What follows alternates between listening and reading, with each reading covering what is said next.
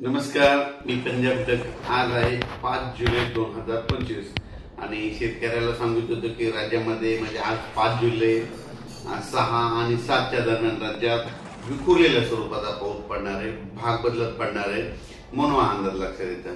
म्हणजे सांगायचं झालं तर राज्यात उद्या 6 जुलै एकादशी, मोठी एकादशी, पंढरपूरची यात्रा, मोठी एकादशी मध्ये 6 जुलै 7 जुलै 8च्या दरम्यान राज्यात सांगायचं झालं तर पूर्व विदर्भ आणि पश्चिम विदर्भ 6, 5, 11 जिल्ह्यामध्ये विखुरलेल्या स्वरूपाचा पाऊस पडणार आहे, भाग बदलत पडणार आहे. म्हणून विदर्भ शेतकऱ्यासाठी ज्यांनी पेरणी केलेली त्यांना त्या पेरलेल्या याला जीवदान ठरणार आहे.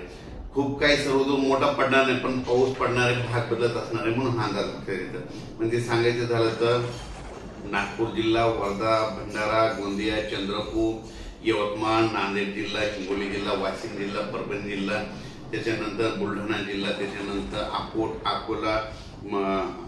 अकोला, त्याच्यानंतर जालना जिल्हा, जळगाव, जामोद, त्याच्यानंतर धुळे, नंदुरबार या भागामध्ये म्हणजे या पट्ट्यामध्ये 6 जुलै 7, 8, 9च्या दरम्यान विखुरलेल्या स्वरूपाचा पाऊस पडणार आहे. पाऊस येणार आहे पण विखुरलेला पडणार आहे, सर्वदूर पडणार नाही, मोठा पाऊस जास्त असणार नाही म्हणून हा अंदाज लक्षात येतं. फक्त राज्यात मात्र पूर्व विदर्भात म्हणजे 6, 7, 8च्या दरम्यान मात्र पूर्व विदर्भात मात्र 6 जिल्ह्यामध्ये चांगला पाऊस असणार आहे म्हणून हे पूर्व विदर्भातल्या शेतकऱ्यांनी अंदाज लक्षात येतं. त्याच्यानंतर मराठवाड्यात सांगायचं झालं तर नांदेड जिल्हा, परभणी जिल्हा, हिंगोली, त्याच्यानंतर जालना जिल्हा,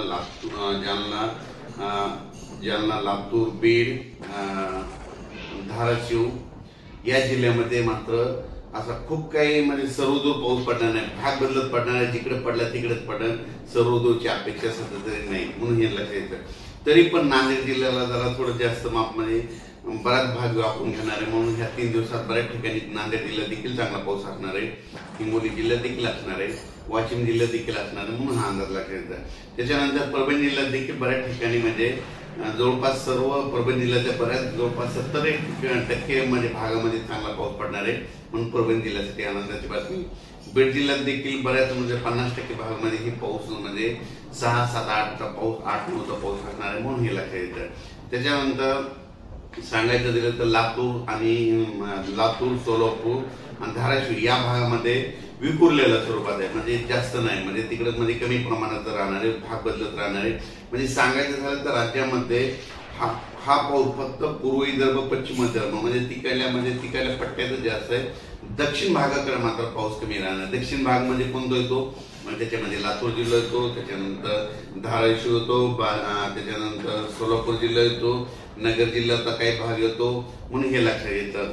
म्हणजे सांगली जर तिकडला देखील भाग येतो म्हणजे ह्या भागामध्ये जरा म्हणजे पावसाचं प्रमाण कमी राहणार आहे, विखुरलेलंच राहणार आहे.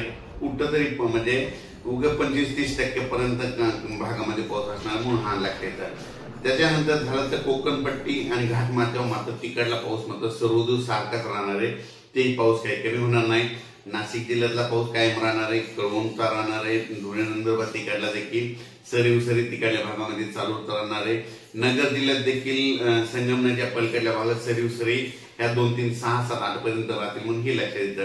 पण सगळ्यात जास्त पाऊस सांगायचं झालं तर नागपूर जिल्ह्यामध्ये चांगला राहणार आहे, गडचिरोली, चंद्रपूर तिकडे खूप राहणार आहे, वर्धा, भंडारा, यवतमाळ तिकडे देखील चांगला राहणार आहे.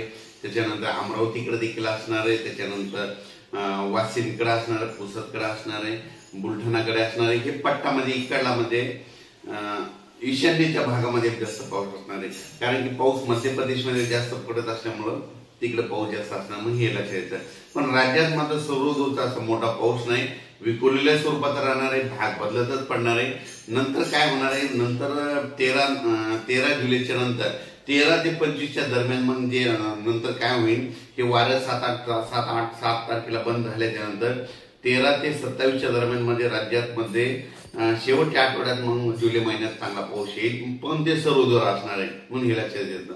पण सध्या तर राज्यामध्ये समजा 10 जुलैपर्यंत असा विखुरलेला स्वरूपाचा पाऊस पडणार आहे म्हणून हा सर्व शेतकरी लक्षात येतं. ज्यांची शेती जे कामे करायचे असेल तर काम करू शकतात, खुरपणे देखील करू शकतात, कापसाच्या फवारण्या देखील करू शकतात, जिथं पाऊस पडायला तिथं तणनाशक देखील मारू शकतात. म्हणून हे लक्षात येतं. अचानक वातावरणात बदल झाला तर लगेच एक पैसे दिला जाईल. धन्यवाद.